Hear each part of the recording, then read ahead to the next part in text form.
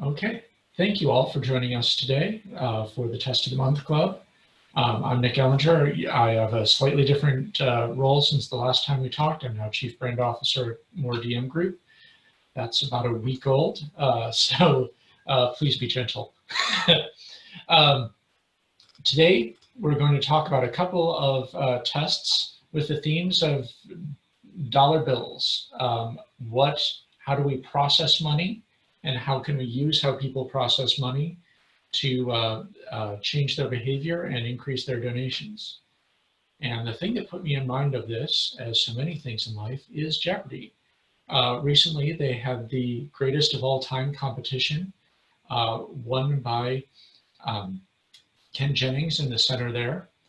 And one of the interesting things that went along with this is that James on the left there is known for making very wild bets, very strategically correct bets, but very aggressive bets. And Ken had said in interviews going into this that he didn't feel like he could play as aggressively as James had. He knew it was the strategically right thing to do, but he didn't feel like he could accomplish it because of the risk avoidance, risk aversion involved.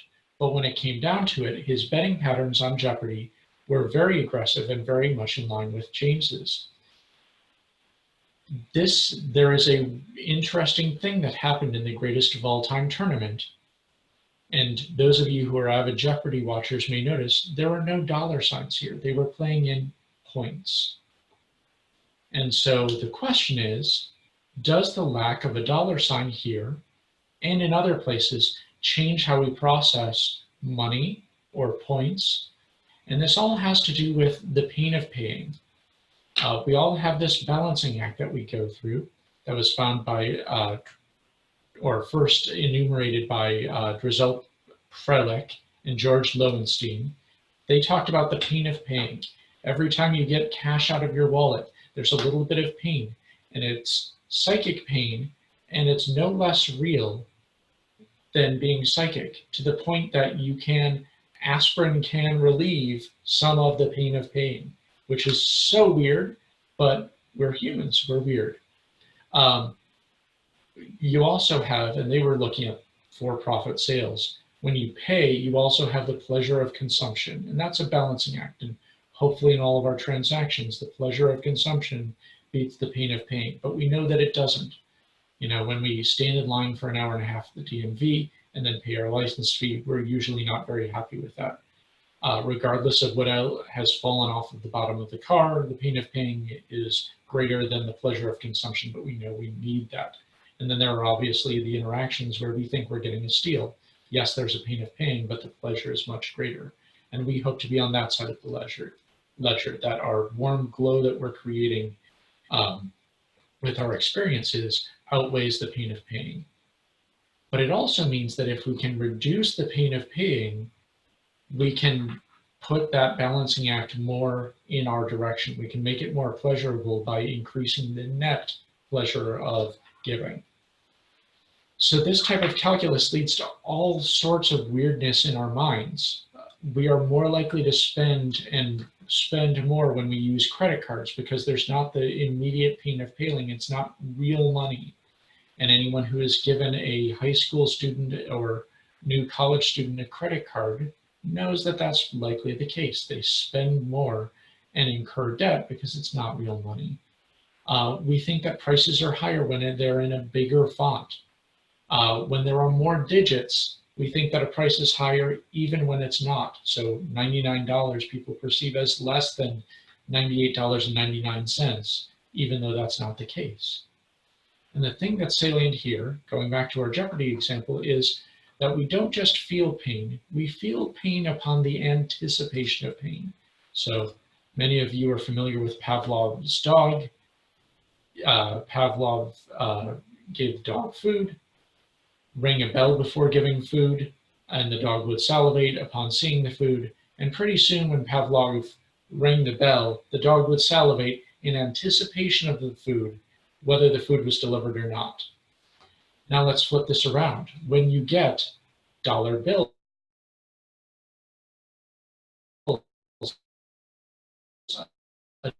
dollar sign in particular individual pain. And so we anticipate that pain and preemptively feel pain when we see that dollar sign. So can we eliminate that pain of pain, or at least reduce it, and increase the happiness that people feel by eliminating the dollar sign? So this is probably the only time we will get to reference the literature on restaurants in our tests of the month, but here we go.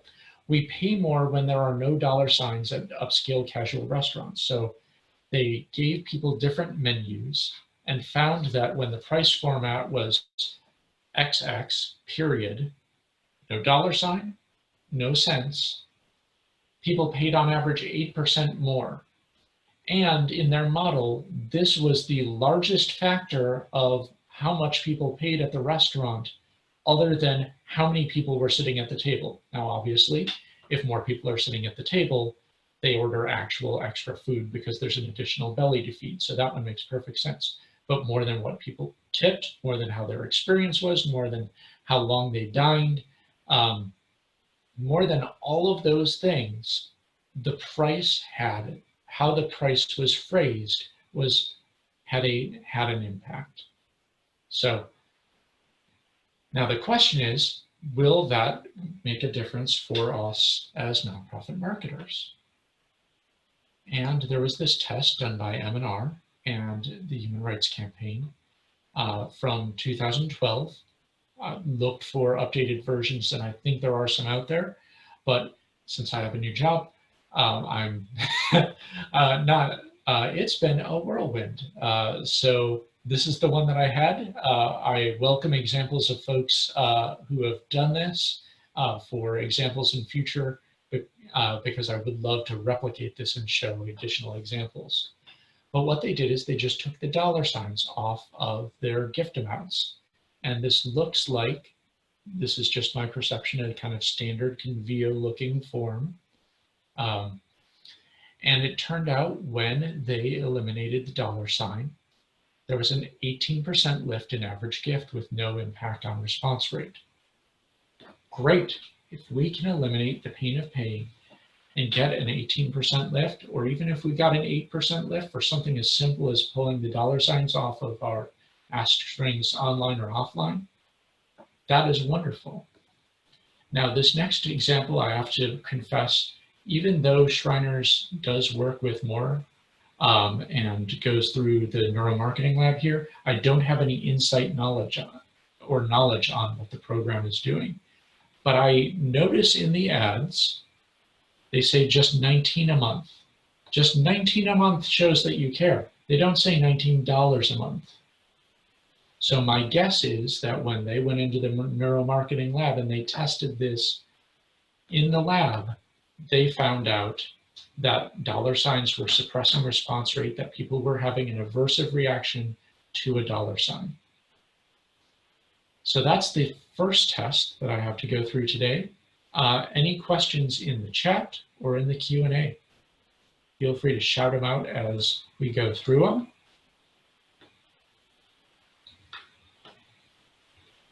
And I will go back and take any questions that we have as they come up.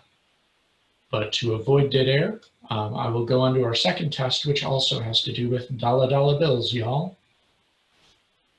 This case, previously on Test of the Month, those of you who have been with us since early on will surely remember this test from March 2017. I am, of course, joking. I did not remember when I did this test, so you can't be expected to, but so that's why we're reviewing it. This is door-to-door solicitation for the American Cancer Society, done by Robert Cialdini and his associates. You may know him from the book Influence. So in door-to-door solicitation, they added a phrase, even a penny would help. And the idea here is justifying the idea of a small gift. And they found that response rates skyrocketed when they added that language. Honestly, in door-to-door solicitation, I would settle for that 29%. This was a study that was done many moons ago, I believe in the 80s. So not representative of today's response rates, but they do compare to each other. There's a question here, were any tests done with the dollar signs removed on the actual donation page or just the email copy? I should preface this with, when we looked at the HRC page, this is their donation page where you're actually entering a gift amount. This was not in the email copy. They seem to have a larger introduction to their donation form than some other folks do, where it's the donation form and you just ask straight off with less verbiage. So this is on the donation form. So what they did as good researchers, we have someone who's writing in. Kelly has said they tested a dollar sign versus no dollar sign and had the opposite amount. They had 11% higher gross income for groups with the dollar sign, slightly higher response rate, but average gift was 9.5% higher. And this is an area where there's not a lot of literature on the donation pages. So I would say it may be worth a test, but don't roll out with this. Thank you, Kelly, for that insight. So they did follow-up studies on even a penny language. So even a penny had a response rate of 58%, even a dollar, 47%, no such language, 32%. And they then looked at even a dollar would help versus even $5 would help versus not having anything in there at all. Significant increases from being able to legitimize smaller gifts. But this is all in the face-to-face realm. There hasn't been a lot of testing on this that I've been able to find that's done asynchronously, done through the mail, through online, those sorts of means. So this is all stuff that we talked about before. Now here's the new test, also from M&R and PETA in this case. On their donation, sorry, this is not their donation form. This is after someone takes an action alert. So you've taken some advocacy action. Do you want to share about it on social or email? And then going into the donation ask. And you'll notice here, even $3 can make a difference. Even a dollar tests were done in the 80s, so even $3 could be the modern difference of it. And honestly, it's probably more honest when you're making a dollar gift online. The transaction fees that go into that are going to be so substantial that there's probably not of an actual difference going along with that. So this test form versus the other, even $3 can make a difference, is the only change that's going on here. And what did they find? They found a 69% increase in response rate by legitimizing smaller gifts with even $3. And there's no damage to the average gift or overall revenue. So you get that increase in response rate with none of the downsides that you might think about that. Which is a little bit surprising, but he's on anchoring that when you mention a number of value, people tend to fixate on that as the amount that people tend to give. But more and more we find that people make two different sets of decisions when they're deciding about giving. First is whether to give, and then the second is the amount. And so if you're using this type of legitimizing language, hopefully you're using it in the section where people are deciding whether to give, and then separating from that for the how much should people give here. This was one of M&R's 6 tests to try this year-end season. Encourage that. It was a great piece, and they have some other ideas on things to test. Some that we've covered on previous test of the months, like reordering your ask string and putting your lower versus high dollar amounts first. That's highly variable by organization and by ask string, I would say. Any questions on anything that we've covered today?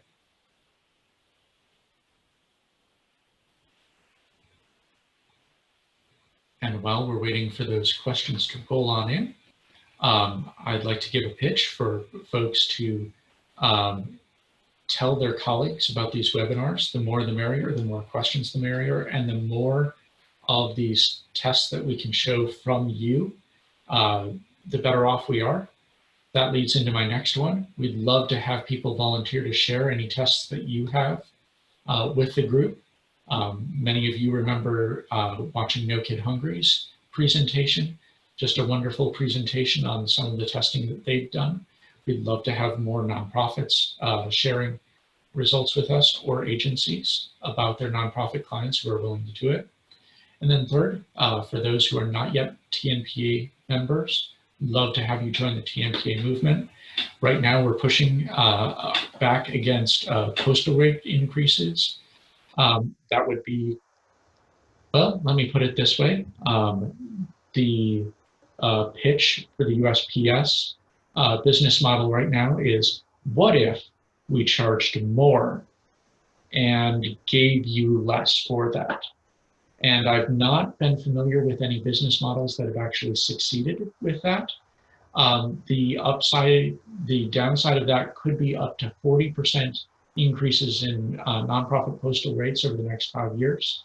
So think about what would happen if your cost to acquire went up 40%. All of the tests that we talk about, all of the tricks that we're trying, you could try them all, and that would be running on the treadmill. You'd just be using those things to try to get back to where you are, given those usurious cost increases. So let's fight against those. Let's fight through TNPA. And I feel like I've stalled enough. So if you do have any questions after the presentation today, feel free to reach out to me. I have a new email address. I'm at nellinger@moredmgroup.com.